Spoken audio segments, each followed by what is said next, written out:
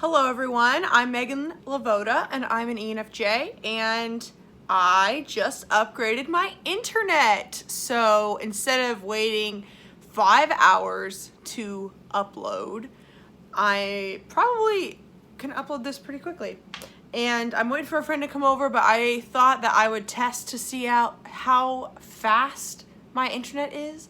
And I know you guys probably don't really care about this, but I'm pretty excited. But I thought I would answer a question that I get all the time. And it's kind of funny to me, so I guess I'll answer it. Why would an ENFJ like an INTP? Now, if you guys don't know, I've made a couple videos about INTPs. One was, how do I view INTPs as an ENFJ? And in that video, I kind of talked about how I feel like we could be a very compatible type, but it also can be kind of like a love-hate relationship, because the way that I think that ENFJs and INTPs handle conflict can be quite opposite, where ENFJs like to say exactly how they feel at that moment and work it out right now, FE and SE, for those following along at home with their functions. And INTPs like to just need some space, take a break, wait to cool off before they talk about something, which annoys the crap out of an ENFJ who's wanting to know, is something wrong? Like, did I do something wrong? Like, can I fix it? Like, yeah. So INTPs can be pretty passive aggressive, and ENFJs can be kind of aggressive. So there's that.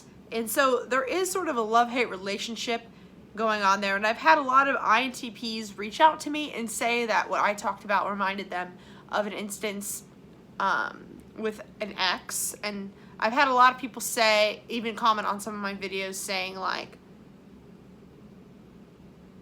a lot of my videos where I've talked about ISTPs or just an ESTP even, I've talked about how I feel like I'm compatible with an STP. I've had some people be like, well, no, ENFJs and INTPs are perfect matches. Like, I believe in it. And I'm just like, I don't know. I don't know if there is a perfect match. I don't think so. But I do think that there are some types that can kind of cause a chemical reaction that could be good or bad. I think INFPs and ENFJs can kind of do this too, where they're kind of drawn to each other, but then maybe they'll find out later, like, uh-oh, we aren't as similar as we thought. It's kind of how it feels with INTPs too, and I think it's because for an ENFJ, our extroverted sensing is very abrasive to an INFP or an INTP. But anyway, I don't know if I believe in perfect types, but I've had people ask me, like, I've had INTPs say to me that they really love an ENFJ, or they really were in love with an ENFJ, and they really got a lot out of that relationship, but they don't understand how they're getting something in return in an INTP, which the first time I heard that, I laughed, because I had no clue that an INTP got anything out of a relationship with an ENFJ, because they always act like they don't need anyone. And when I was with an INTP, and I have dated a couple other INTPs very casually, aside from that one where I was in a relationship with, I had no clue that I was valued at all. Like, because I can be kind of stupid where if something's not said to me straightforward, I'm not gonna, like, assume anything, because I get really, like, pissed off whenever people assume things about me, and so I really try not assume things about others. And I think that a lot of the communication style of an INTP can be kind of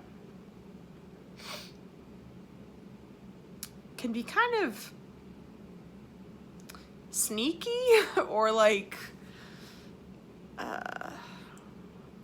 secretive, like trying to like just say it underneath, or they seem to use a lot of like euphemisms and like dance around the point, which can kind of annoy me. But I think that a lot of the way they show affection, you have to sort of like have your magnifying glass out to even see it. And so since I don't want to assume too much about me, I don't want to assume, I feel like the best way for me to be humble is to look around and assume that nobody gives a crap about me. They're just living their own lives. They aren't reacting to me. Like, I'm just doing my life, they're just doing their life. And so something that might seem like an obvious reaction to me or an obvious appreciation to me, unless you say, I appreciate you, I probably am not going to know that that's what you are thinking.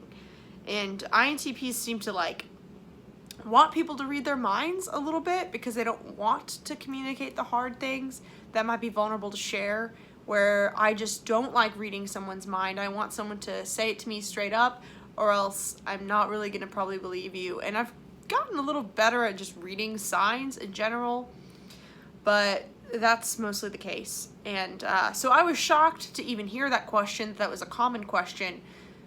And the more I kept getting it, people reaching out individually, it shocked me because I did not know that that was a thing. And some of you guys might even be here right now like, that's not a thing. I hate ENFJs. You guys are annoying as hell.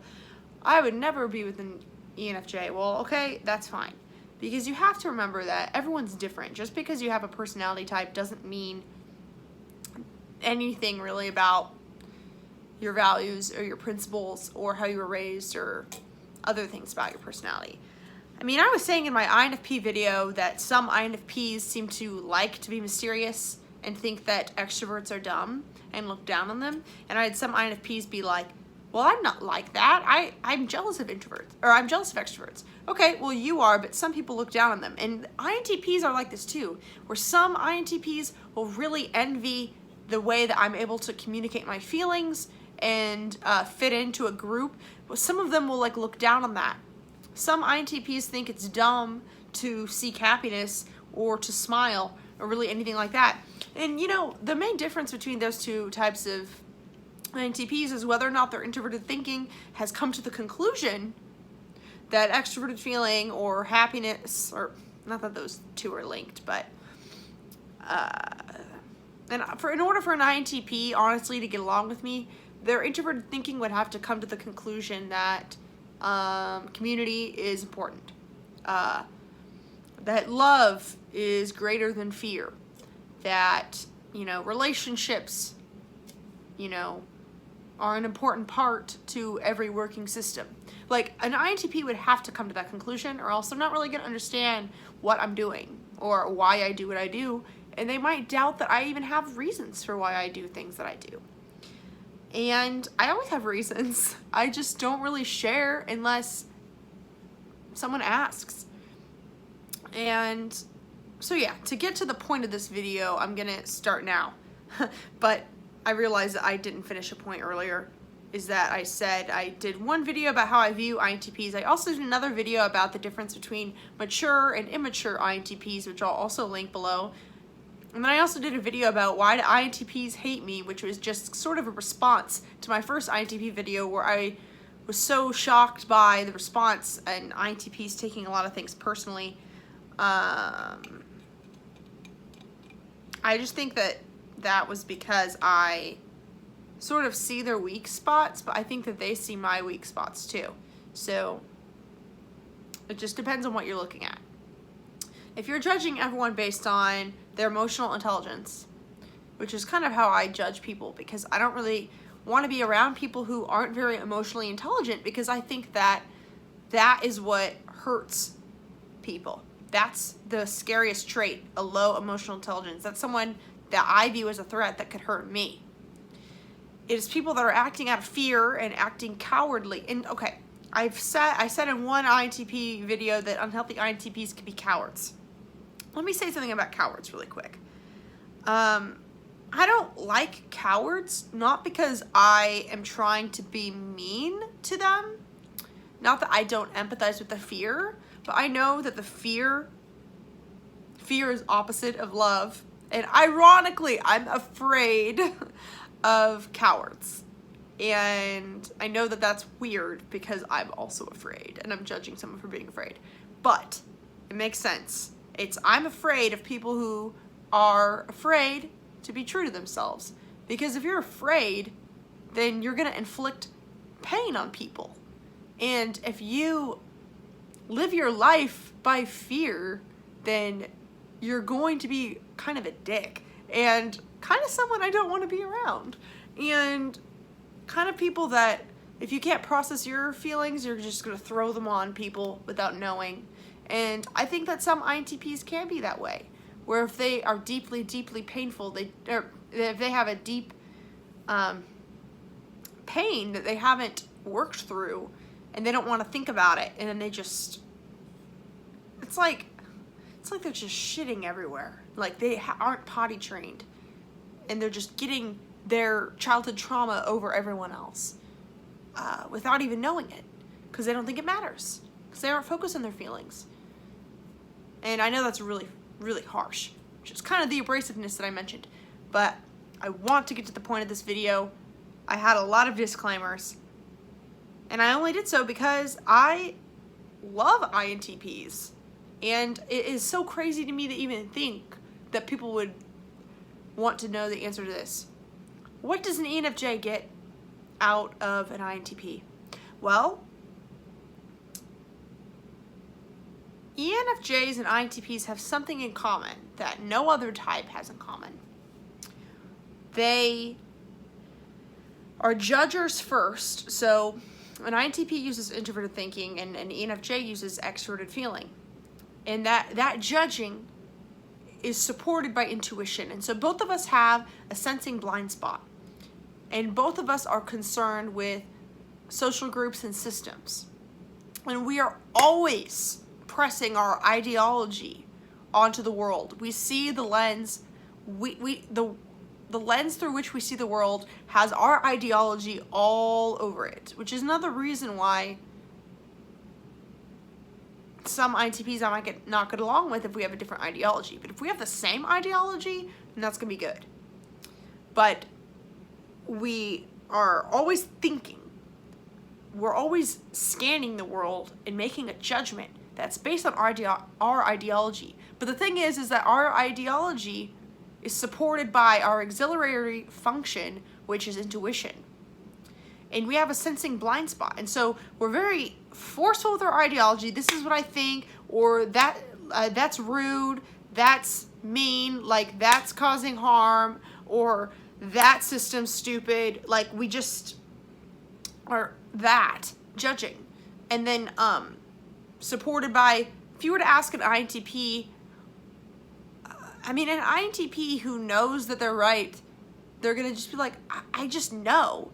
Like, you're stupid if you don't know. Like, they'll explain their logic, but they won't necessarily try and prove it to you by pointing to 15 studies and pointing to something sensory. They're gonna be sort of philosophical and be like, well, if this is true, then this is true. And if this is true, then this is true. And if all of these are true, then that only leaves one option. So they're gonna be like very rational still, but still using intuition. And so they're supported, they have a sensing blind spot. And so they're sharing their opinion. And then if someone questions that opinion, they're gonna use intuition to try and back it up. And then if someone questions their intuition, then they're gonna get suddenly a little frightened because they don't really have any sensing to back it up. They'll use their introverted sensing to try and back it up, but at the end of the day, they have a sensing blind spot. They have terrible extroverted sensing. And so they might feel like their intuition's a little wobbly, and that's scary because that wobbly intuition is holding up their worldview. And their worldview is number one. Their principles, their ideas, their ideology, that's number one for them. That's introverted thinking. And then after that, held up by wobbly intuition, and then don't know how to use sensing. And so there's that dynamic. And ENFJs have that very similarly, where we're saying like, our ideology, you know, we're all one, and this is just examples of ideology. Any type can have any ideology. I'll be like, we're all one, or love's the answer, blah, blah, blah. If you ask me why, I'll like say something intuitive. I won't try and prove it in the sensory world. But then if people keep questioning me, I'm going to feel a little shaky about that. And so I think both INTPs and ENFJs can both be pretty defensive because we hold our perspective very near and dear to us, but we're like kind of afraid and always sort of doubting deep, deep, deep down that that's even true, because we know we aren't seeing things 100% clearly in the sensory world. We know we're using intuition, but we're still trying to like, since we're intuitives that also use TI and FE and are judging us first, we like want people to agree. We want to be persuasive. TE and FI does not care as much about being persuasive. They'll just say, oh, that's the fact, take it or leave it. But INTPs, when they're arguing with you, they like want you to see their logic, even if they don't act like they care. I mean, they don't really care. They're not going to be personally offended in the way an ENFJ might, but they are just going to want to convince you because they want people to know the right thing and they want people to do the right thing, and they don't want people to go around living in ignorance. It annoys them to live amongst people that are doing things that are dumb. And so they're going to tell you if they think that something doesn't make sense or that you're doing it wrong or whatever. And I appreciate that. I appreciate that so much. And that's why I get along with INTPs, because I am always wanting to refine my perspective and be a better person. I welcome criticism so much, but people are like, I think, afraid to cross me in a way. I don't know why, but I feel like nobody ever gives me the harsh truth that I'm looking for. And there are many times where I'm just like, please, will you just please tell me what I'm doing wrong? Dude, I work with this ESTJ guy that is sort of like, well, I guess that's one approach, like when I say something. And I will kind of aggressively be like, do you think I should be doing it differently? Am I wrong? Do you have any ideas? Please. And he's kind of passive aggressive. But an INTP I work with, he told me once, this looks like shit. And I was like, oh. I appreciated that. Because why would I want to continue doing something if it's wrong? Why would I want to live by a system that is faulty? Like, I appreciate INTPs so much. And another thing, I'm going to go back to that point if anyone wants me to, and probably at the end, but here's the thing. ENFJs look like they're super popular and so likable, blah, blah, blah. We can charm people, but people don't just, we aren't really that loved. And it's because we're rare. And I know that sounds really douchey to say, but sure, people think that we're charming, but they're going to discover sooner or later that we're not an ESFJ, even though we have extroverted feeling. Sooner or later, when the relationship starts going, we're going to realize that we don't see eye to eye because I'm using introverted intuition, which is the most rare function. So sure, I could charm people, but then when they get to know me, are they going to actually see what I'm saying? Are they going to actually appreciate my ideas or my intuition? Or are they going to be shocked that I'm not just like everyone else? And I think that ENFJs deal with this thing where they want to be loved so badly. They want to have intimacy. They want to feel understood. And an ENFJ, we're extroverted, and so we get our energy from the external world. But the best thing for us really is meaningful, deep, rich conversations where you're learning about another person that's different from you and they are learning about you, and you're both learning and growing from that conversation. And I think that INTPs like those sort of conversations. They might not be able to have the energy to have them as often as we want to have them, which was an issue in one of my relationships that might resonate with you. where an ENFJ just wants to have those sort of conversations all the time.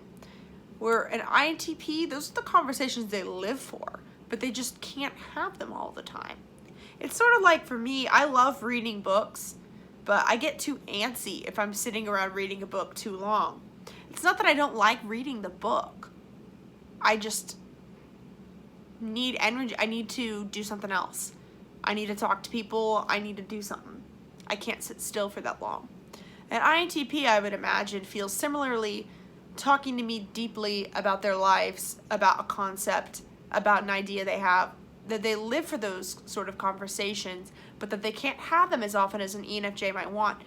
But you have to realize that just because you can't have them as much as we want, it doesn't mean that whenever we're not with you, that we're off having them all the time. Because most people literally can't have those conversations. I really like IPs in general. INTP, INFP, ISFP, ISTP, because they spend so much time forming their own individual perspective and listening that they have like way more to add to the things I'm saying, especially INTPs. No other type aside from INTP, in my experience, has as much to add to what I have to say. I will throw out something like, oh, like, I feel like this might be a theme going on in our political climate. And then they'll be like, did you read this book that talks about this? Oh, did you hear this podcast that said this? Have you thought about this concept before? Here's a quote from one of my favorite, like, politicians. They'll just, like, back up. It's almost like they're supporting with TI and SI my belief that my FE and NI is seeing from the external world.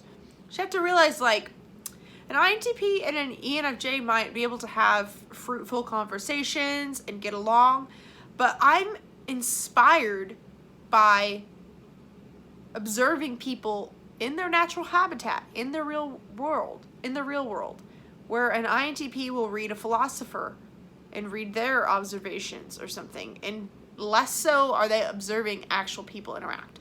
So I will have an idea that I see from a group of people, and I won't even necessarily say I got it from this group of people, but I'll say this is something I was thinking about, and they will be like, oh, I've never thought of it like that, but it reminds me of all of these, either science experiment, philosopher, quote, like something that is more something you could point to.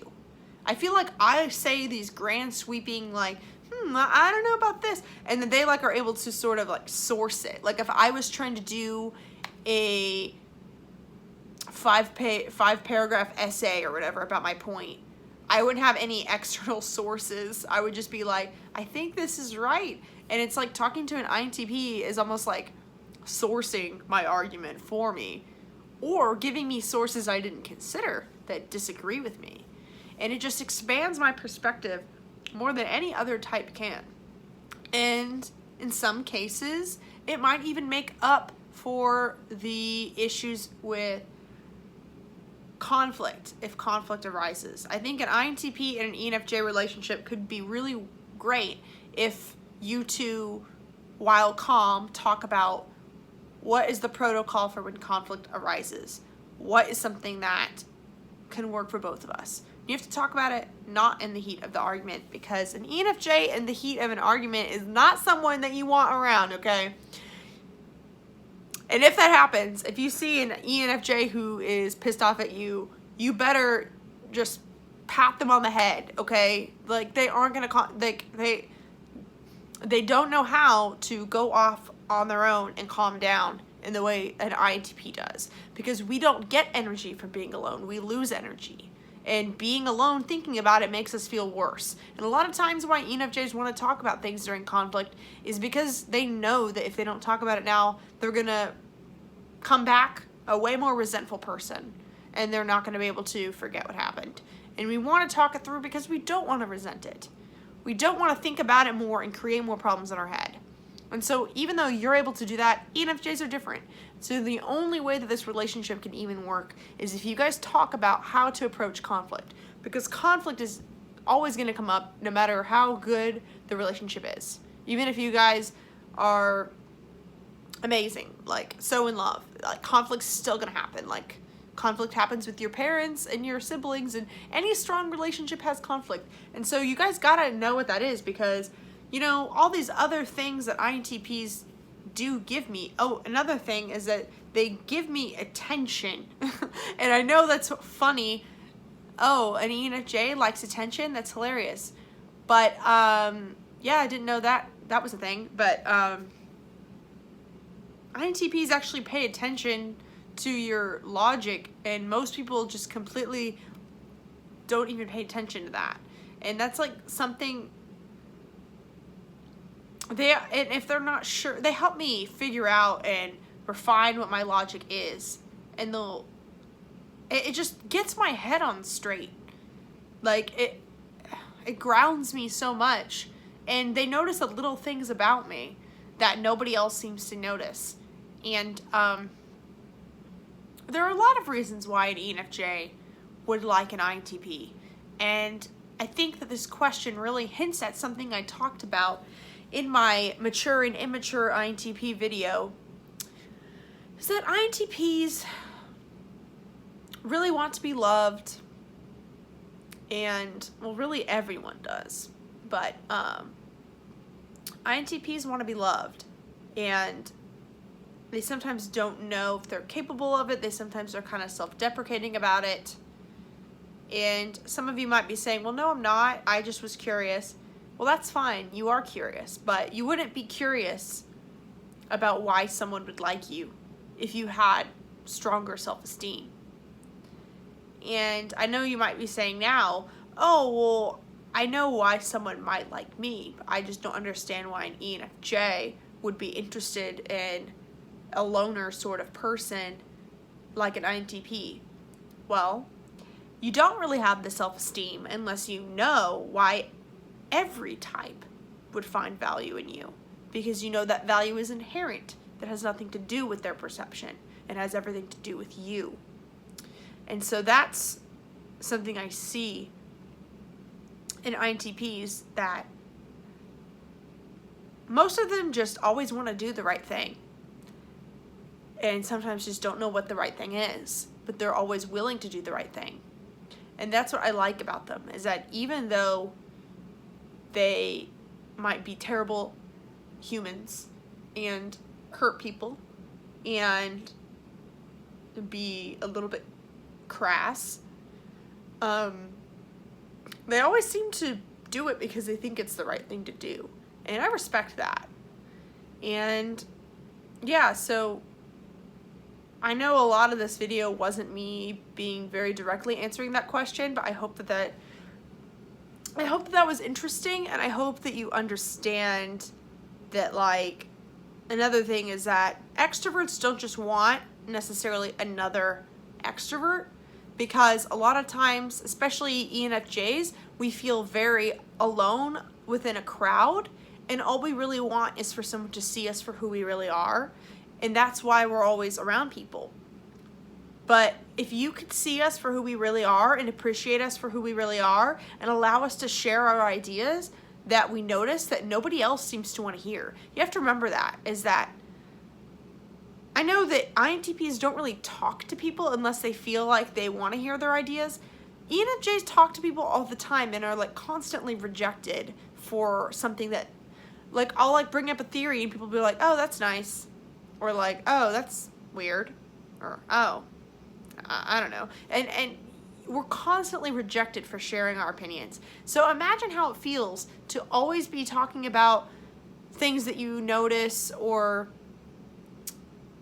trying to bring up some sort of interesting, intuitive topic, and feeling constantly rejected, like people just not on your wavelength, not interested, and not wanting to talk about ideas. Honestly, I mean, most people are sensors.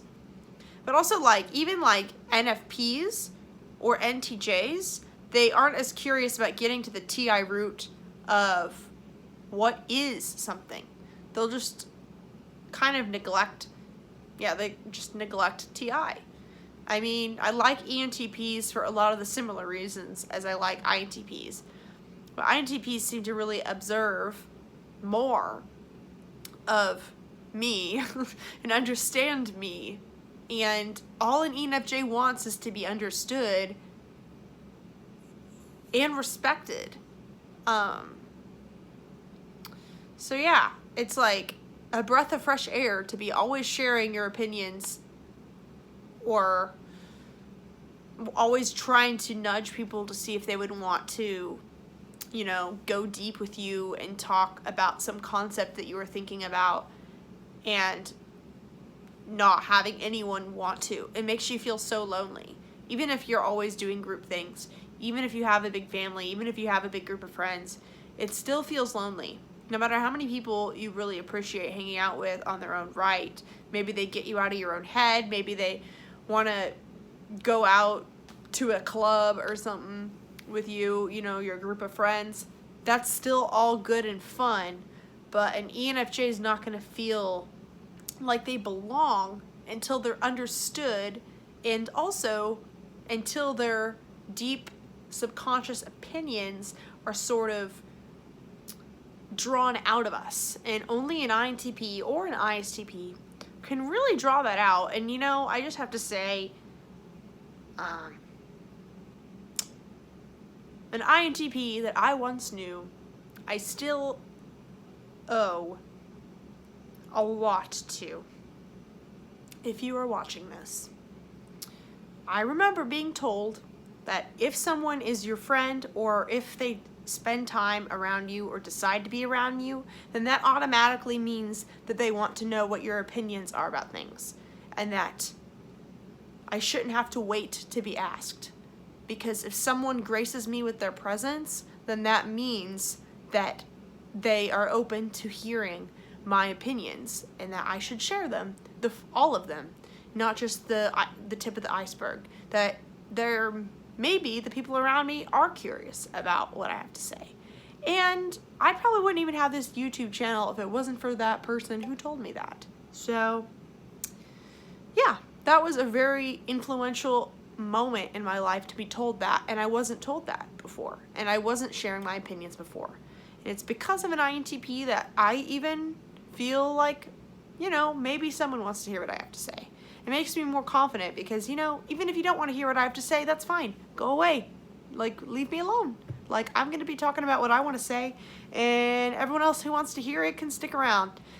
And that's a good way to end this. If you would like to stick around and hear what I have to say, subscribe to this channel. And also, I have a Facebook group called Personality Typology for Self-Growth that I will link below. We have lots of amazing conversations on there. And if you would like, also support me on Patreon, and I'll have that linked below too. Thank you, and have a wonderful day.